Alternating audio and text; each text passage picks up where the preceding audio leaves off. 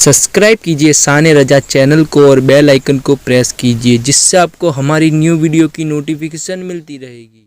बाप बूढ़े हो जाएं, वो बकबक करें तो उनको उफ भी मत कहो, उनकी बात सुन लो। और बूढ़ों की बातें सुनना ही उनको बहुत अच्छा लगता है।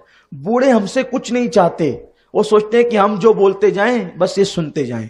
इसीलिए मेरे पास जब बूढ़े लोग आते हैं तो वो एक कैसेट 50 बार बजाते हैं, फिर भी मैं सुनता हूं। हमारे हाफिज साहब उकता जाते हैं और नहीं सुनना चाहते।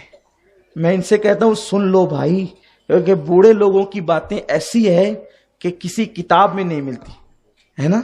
हमारे नौजवान ये मुबल्लिगीन भी बूढ़े लोग आते हैं तो वो उठ के इधर उधर होने लगते हैं, मैं बैठ के सुनता हूं, क्योंकि बूढ़ों की बात कान देकर सुनना ये भी मेरे नबी की सुन्नत है। हुजूर सल्लल्लाहु अलैहि वसल्लम की बारगाह में हुजूर मकाम जियाराना में हुनैन का माल गनीमत तकसीम कर रहे थे तो देखा कि सामने से एक बुढ़िया आई, और जब वो बुढ़िया आई तो हुजूर उसको देख के उठ करके खड़े हो गए। सहाबा ने कहा ये कौन सी खुशनसीब बुढ़िया है जिसको देखकर हुजूर उठ करके खड़े हो गए। तो हुजूर अलैहिस्सलाम उठ के खड़े हुए उसके पास गए और अपनी मुज़म्मिल और मुद्दस्सिर वाली चादर उसके लिए जमीन पे बिछा दिया।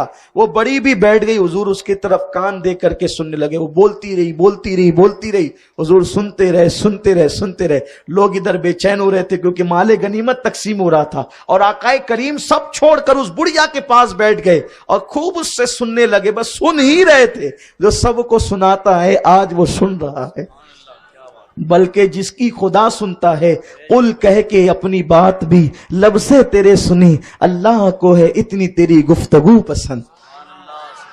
हुजूर सुनते रहे, देर तक वो बोलती रही, फिर उठकर खड़ी हो गई तो हुजूर ने उसको प्यार से रुखसत किया, बहुत तोहफे देकर रुखसत किया। लोगों ने पूछा ये कौन बुढ़िया है जिसके लिए खड़े हुए इतना टाइम दिया, तोहफे दिए?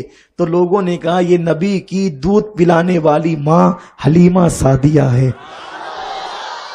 तब लोगों को एहसास हुआ दूध पिलाने वाली माँ का इतना एहतराम करते हैं, अगर आमिना होती तो कितना एहतराम करते। लेकिन यहां तो अगर माँ बाप दो चार जुमले कह दें तो हम फौरन डांट कर बिठा देते। अस्तगफिरुल्लाह। जो माँ बाप से ऊंची आवाज से बात करे अल्लाह उसके अमाल अकारत कर देते। कल बहुत प्यारी महफिल हुई माँ की अजमत पर, अगर आप नहीं आए थे तो वो बयान लीजिए और जरूर सुनिए। मैंने कभी किसी से गुजारिश नहीं की मेरा बयान सुनने की, लेकिन मैं आज हर नौजवान से कहता हूं कल का बयान लो और घर में लगा करके सब घर के लोग सुनो। अगर आप अपने घर की इस्लाह चाहते हो तो कल की गुफ्तगू आप जरूर सुने। तो बात चल रही थी बूढ़ों की, और बूढ़े कभी बोला करे ना, मोहल्ले के बूढ़े भी सुन लिया करो, बैठ के बातें सुना करो, क्योंकि हुजूर अलैहिस्सलाम फरमाते हैं जिसके बाल सफेद हो जाते हैं ना, बुढ़ा जो हो जाता है, तो अगर वो गुनाह भी करता है तो अल्लाह फरिश्तों से कहता है मत लिखो इसका, ये बुढ़ा हो गया है। यानी अल्लाह तबारक व तआला बूढ़ों का यूं जो है वो उनके साथ नरमी फरमाता है।